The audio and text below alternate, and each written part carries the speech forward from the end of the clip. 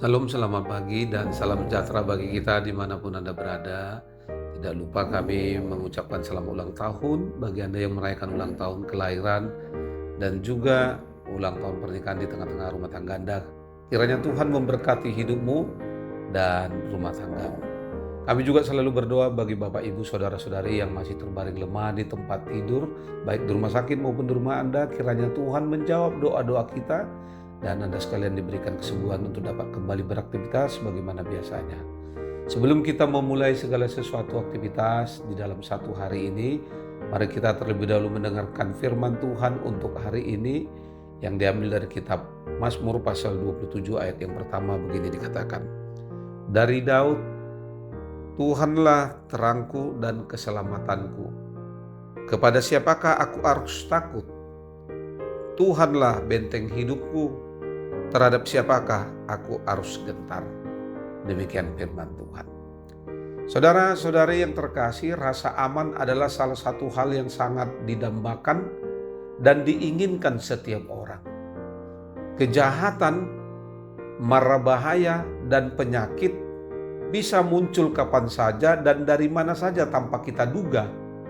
Walaupun hidup kita berkecukupan, tapi jika jiwa kita selalu khawatir dan ketakutan, maka semuanya yang kita punya akan terasa tidak berarti dan tidak ada apa-apanya.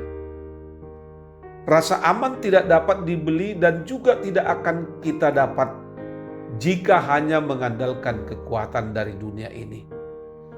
Sulit rasanya hidup tanpa adanya rasa aman.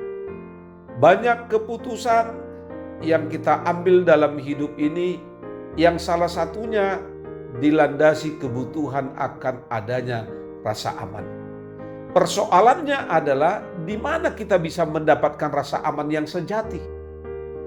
Apakah harta? Kenyataan justru orang yang banyak hartanya yang cenderung merasa tidak aman. Apakah ilmu?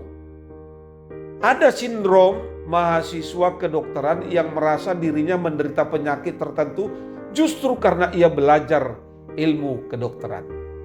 Artinya makin tambah pengetahuan bukan berarti makin aman, malahan makin banyak kekhawatiran dan ketakutan. Pengakuan tentang rasa aman itu tentulah tidak muncul begitu saja, tetapi ada hal yang mendasarinya. Melalui firman Allah saat ini, kita dapat melihat ada hal yang dilihat dan dirasakan oleh pemazmur. Sehingga dengan mantap dia menyatakan dan meyakini bahwa rasa aman itu hanya ada dalam perlindungan Allah. Hal yang dimaksud yaitu bagi Mazmur, Tuhan adalah terang. Tuhan adalah keselamatan dan benteng hidup. Benteng adalah bangunan tempat berlindung, bertahan dari tembok untuk menahan serangan musuh. Mengapa pemazmur meyakini bahwa Tuhan adalah benteng hidupnya? Karena pemazmur telah nyata melihat dan mengalami perlindungan dari Tuhan di dalam kehidupannya sebagai seorang raja yang senantiasa mendapat ancaman dari musuh-musuh kerajaannya, di mana setiap musuh yang menyerangnya selalu tergelincir dan jatuh. Itu bisa kita lihat di ayat yang kedua. Sekalipun pemazmur dikepung oleh musuh-musuhnya, sedikit pun tidak ada rasa takut dan gentar dalam hatinya, karena dia tetap percaya bahwa Tuhan adalah sosok pelindung baginya. Oleh karena itu, pemazmur hanya meminta dan menginginkan satu hal, yaitu berdiam di rumah Tuhan seumur hidupnya, menyaksikan kemurahan Tuhan dan menikmati bait-Nya. Artinya di sini pemazmur memantapkan hatinya untuk selalu dekat dengan Tuhan. Sebab di dalam Tuhanlah dia merasa aman. Rasa aman itu muncul justru ketika kita tidak lagi mempertahankan hidup, melainkan mempercayakan hidup kepada Sang Pemberi hidup, yaitu Tuhan sendiri. Saudara, melalui firman dan Mazmur ini, pemazmur bukan hanya untuk memperlihatkan kepada Tuhan sebagai pemberi rasa aman, tetapi juga mengajarkan sebuah sikap iman yang mau mempercayakan hidup ini kepada Sang Pemberi hidup.